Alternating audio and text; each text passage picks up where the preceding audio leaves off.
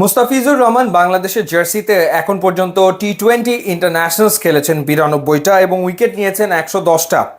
এবং এই 92টা ম্যাচে মুস্তাফিজ একবার 5 উইকেট নিয়েছেন এবং 4 উইকেট নিয়েছেন এখন পর্যন্ত 3বার। কিন্তু মুস্তাফিজ টি-20 ইন্টারন্যাশনালসে এখন পর্যন্ত মাত্র একবার ম্যান অফ দ্য ম্যাচ হয়েছেন, এবং সেটা জিম্বাবুয়ের বিপক্ষে সিরিজের চতুর্থ টি-20 ম্যাচে, যেখানে মুস্তাফিজ 3 উইকেট নিয়েছেন, 19 রান খরচায় ম্যাচ সেরা তিনি হয়েছেন। মুস্তাফিজ আইপিএলে যাওয়ার ঠিক আগে তার যে পারফরমেন্স ছিল, নিশ্চয়ই আপনাদের খেলা আছে। শ্রীলঙ্কার বিপক্ষে মুস্তাফিজ 3টা ম্যাচেই খেলেছেন, 4 ওভার করে প্রত্যেক ম্যাচেই বল করেছেন এবং প্রত্যেকটা ম্যাচেই 40 রানের বেশি তিনি দিয়েছেন। উইকেট পেয়েছিলেন মাত্র 2টো। তার সময়টা খুবই খারাপ কাটছিল শ্রীলঙ্কার বিপক্ষে ওই সিরিজে।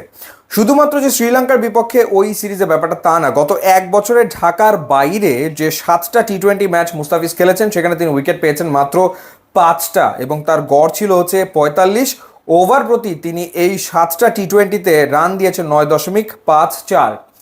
তো সেই মুস্তাফিজ যখন আইপিএলে গেলেন, চেন্নাই সুপার কিংসের হয়ে 9 ম্যাচ খেললেন, 14টা উইকেট তিনি নিয়েছেন এবং 14টা উইকেট নিয়েছেন 9.26 ইকোনমি রেটে। এবারের আইপিএল আপনারা যারা দেখছেন, তো তারা বুঝতেই পারছেন যে 9.26 ইকোনমি রেট মানে খুবই ভালো ইকোনমি রেট, যেখানে রান হচ্ছে 250-এর উপরে, 230 রান, 40 রান, 50 রান চেজ হয়ে যাচ্ছে। তো সেইখানে 9.26 ইকোনমি রেট আসলেই ভালো, সত্যিকার অর্থেই আসলে ভালো।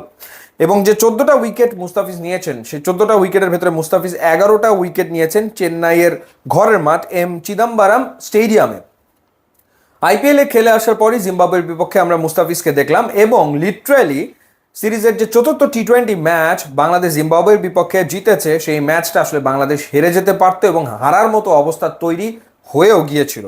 ম্যাচটা মূলত বাংলাদেশ হারেনি দুজনের বোলিং পারফরমেন্সের কারণে। একজন হচ্ছে মুস্তাফিজুর রহমান আর একজন হচ্ছেন সাকিব আল হাসান। তাসকিনের কথাও আসলে বলতে হয়, তাসকিনও বোল্ড বিউটিফুলি, দারুণ বল করেছেন, কোনো সন্দেহ নেই। কিন্তু মুস্তাফিজ এবং সাকিব দারুণ বল করেছেন, কোনো সন্দেহ সে ব্যাপারে আসলে নেই।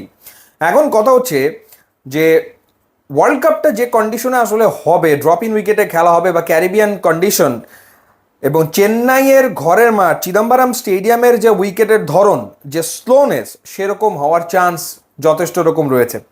সেক্ষেত্রে মুস্তাফিজের এবারে টি-20 ওয়ার্ল্ড কাপে ভালো করার সমূহ সম্ভাবনা রয়েছে। বাংলাদেশের ব্যাটিং ডিপার্টমেন্টের যে অবস্থা, তাতে তো খুব বেশি কিছু ব্যাটিং ডিপার্টমেন্টের কাছ থেকে আশা করা যাচ্ছে না যে ব্যাটিং ডিপার্টমেন্ট আসলে অদ্ভুতুরে দুর্দান্ত অবিশ্বাস্য কিছু করে দেখাবে। যা করার আসলে বোলিং ডিপার্টমেন্টেই করতে হবে। মিডিওকার একটা স্কোর যদি ব্যাটাররা এনে দিতে পারে, সেটা ডিফেন্ড করার কাজটা বোলারদের করতে হবে এবং সেটা করতে গেলে মুস্তাফিজের 4টা ওভার ক্রুশাল হতে যাচ্ছে। সো মুস্তাফিজ আইপিএল এর যে অভিজ্ঞতা পেয়েছেন, সেটাকে যদি কাজে লাগিয়ে টি-20 ওয়ার্ল্ড কাপে ভালো করেন, তাতে করে বাংলাদেশ ভীষণ রকম উপকৃত হবে এবং ভালো করার সমূহ সম্ভাবনা আছে বলে আমার কাছে মনে হচ্ছে।